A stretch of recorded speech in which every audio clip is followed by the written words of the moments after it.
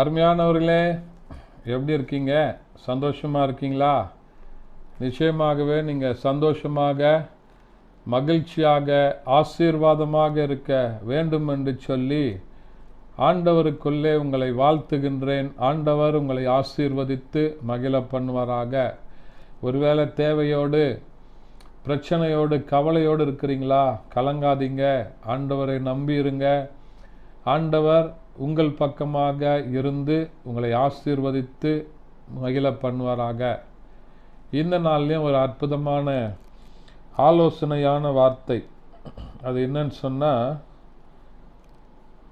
தெசலோனிக்கேயருக்கு எழுதின நிருபம் 3ஆம் அதிகாரம் அதனுடைய 9வது வசனம் இப்படியாக சொல்கிறது: ஒருவருக்கு ஒருவர் பொய் சொல்லாதிருங்கள், பழைய மனுஷனையும் அவன் செய்கைகளையும் கலைத்து போடுங்கள் என்று சொல்லி அருமையான பரிசுத்த பவுல் கொலோசியருக்கு எழுதும்போது எழுதுகிற வசனத்தை பார்க்கிறோம்.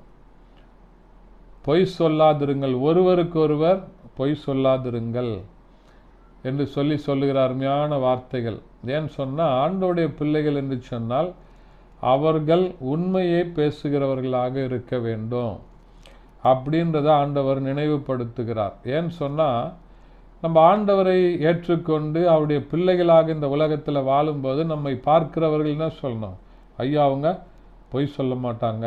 ஏன்னு சொன்னால், அவங்க கிறிஸ்தவர்கள், ஆண்டவருடைய பிள்ளைங்க, அவங்க உண்மையை தான் பேசுவாங்க அப்படின்னு சொல்லணும். அதை தான் பின்னாடி சொல்கிறாரு: பழைய மனுஷனையும் அவனுடைய செய்கைகளையும் கலைத்து போடுங்கள். பழைய மனுஷன்னா, இதுக்கு முன்னாடி ஆண்டவரை ஏற்றுக்கொள்வதற்கு முன்னாடி நம்முடைய வாழ்க்கையில் மாய்மாலமான காரியங்கள் இருந்தது, பொய் பேசுகிற காரியங்கள் இருந்தது.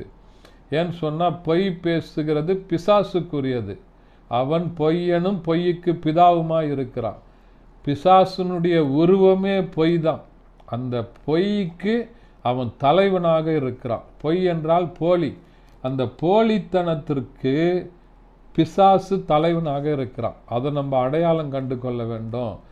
பொய்யான காரியங்களை நம்ம கலைத்து போட வேண்டும். பழைய மனுஷனுடைய செய்கைகளை கலைத்து போட வேண்டும். ஒருவன் கிறிஸ்துவுக்குள் இருந்தால் புது சிருஷ்டியாயிருக்கிறான், பழையவைகளெல்லாம் ஒளிந்து போயின அப்படின்னு சொல்லி வசனம் சொல்லுகிறது. அப்போது இந்த பொய் பேசுகிற குணத்தை ஆண்டவர் நம்மில் இருந்து எடுத்து போட்டார்.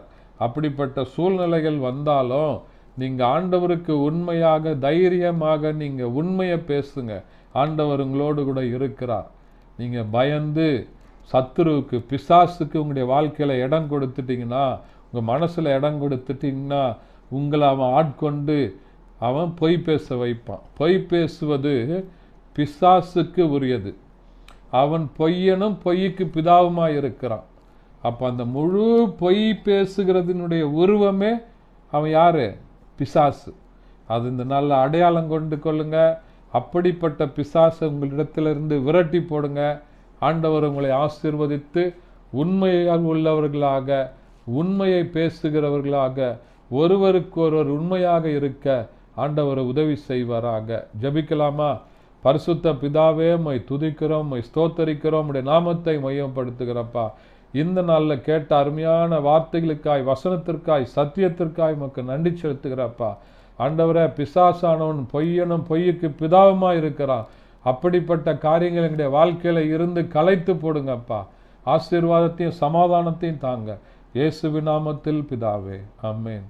தேங்க்யூ. God bless you.